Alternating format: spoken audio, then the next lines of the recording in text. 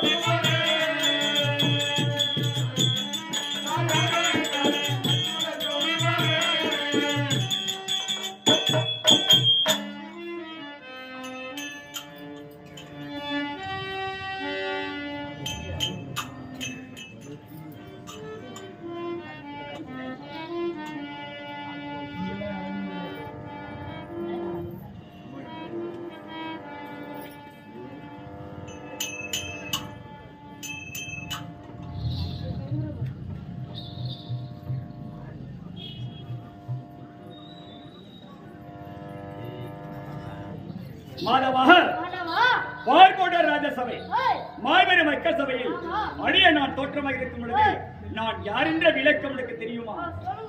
அப்படியா? அண்ட சராசரம் என்று சொல்லக்கூடிய மௌனமாகிய இந்த உலகம் பேருலகமாக இருக்கக்கூடிய இந்த பாரத மேடை, இந்த பாரத மேடையில் வீட்டிருக்கும் எத்தனையோ இந்த சபையில் மகான்கள், வேத புராணம் கற்று உணர்ந்தவர்கள், கல்வியிலே சிறந்தவர்கள், அனைத்தும் தெரிந்தவர்கள் அமர்ந்திருக்கக்கூடிய மாபெரும் மக்கள் சபை. இச்சபையில் நான் வருகிற பொழுது நான் யார் என்பது எல்லோருக்கும் தெரியும்.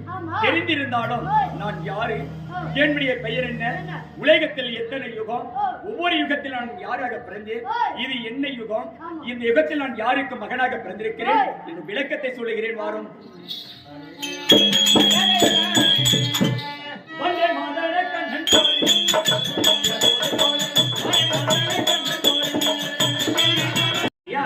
அப்படி ஆயர்பாடியில நந்தேகோவனுக்கும் யசோதை அம்மையாருக்கும் வளர்ப்பு பிள்ளைகளாக நானும் அண்ணன் பலராமனும் இங்கே வளர்கிறோம். எங்களுடைய குலம் யாதவ குலம். யாதவர்கள் என்றால் யாரு இல்லையா? இந்த உலகத்தில் ஜாதி சண்டையும் கட்சி சண்டையும் அதிகமா இருக்குது. எந்த ஜாதியும் எந்த கட்சியும் நமக்கு சோறு போடுற சரித்திரமே கிடையாது. மனிதர்கள் மங்கி கிடைக்கின்றோம் இல்லையா? அதனால் நம்முடைய உடல் உழைப்பு இருந்தால் மட்டுமே உலகத்தில் கொஞ்ச காலம் வாழ்ந்து அப்புறம் எல்லோரும் சாகத்தான் போகிறோம் இல்லையா? அப்படி இருக்கக்கூடிய இந்த தருணத்தில் நான் யாராக வளர்கிறேன்? ஆயர்பாடியில் நான் வந்திருக்கிறேன். சிறு குழந்தையாக இருந்தாலும் என்னுடைய பெயர் கிருஷ்ணன் தான். கிருஷ்ணனாக இருந்தாலும் இந்த ஆயர்பாடியில் எனக்கென்று ஒரு பெயர் இருக்கிறது. யாராக வளர்கிறேன் சொல்லுகிறேன். கண்ணன் வந்தேனே மணி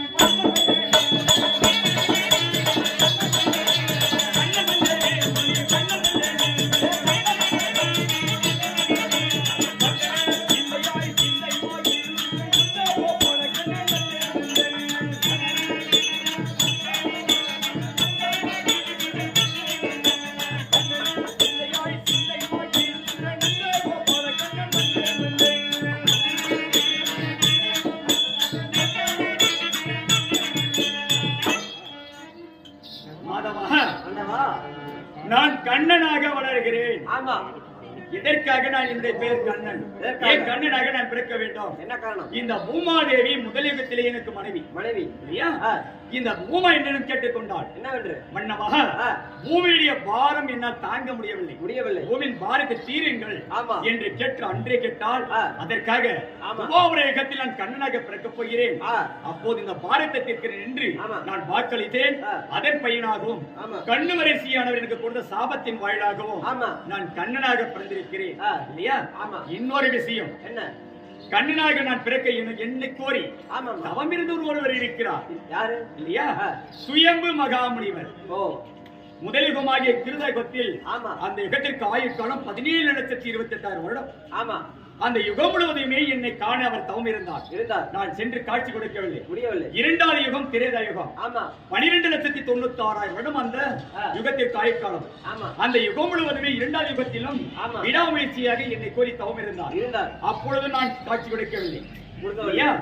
அந்த திரேத யுகம் முடியும் தருவாயில் துவாபர யுகம் தொடங்கும் முன்பதாக அவரை நான் சந்தித்து காட்சி கொடுத்தேன். அப்படி காட்சி அளித்ததும், ஆனால் சுயம்பு மகாமுனிவரே, இரண்டு யுகமாக விடாமுயற்சியாக என்னையே கோரி தவம் இருக்கின்ற காரணம் என்ன என்று கேட்கும் போது அவர் என்னிடம் ஒரு வார்த்தை கேட்டுக்கொண்டார். ஆண்டவா, நீ எனக்கு மகனாக பிறக்க வேண்டும் என்று அவர் கேட்டார். அதற்கு என்ன வாக்களித்தேன்? என்ன? துவாபரேகத்தில் நீ வசுதேவராக பிறக்கப் போகின்றாய். உனக்கு மகனாக கண்ணனாக நான் அவதரிக்கிறேன் என்று அவர்கள் கொடுத்த வாக்கின் பயனாகவும் நான் கண்ணனாக அவதரித்திருக்கிறேன் இல்லையா? அப்படி கண்ணனாக அவதரித்திருந்தாலும் சிறு குழந்தை நான், என்னை கொள்ள எத்தனையோ சதி திட்டங்களை மாமன் செய்து கொண்டிருக்கிறார். இருந்தாலும் என்னை கொள்ள அவரால் ஆகாது. இருந்தாலும் ஆயர்பாடியில் வந்து என்னை கொள்வதற்கு வெகு நேரம் பிடிக்காது. அவருக்கு பிடிக்காது. இருந்தாலும் வாங்கிய சாபம் பிரம்மனிடத்தில் சாபம் பெற்றிருக்கிறார். ஆயப்பனில் கால் வைத்தால் தலைவெடித்து செல்லும்படியாக சாப்பிட்டிருக்கிறார்.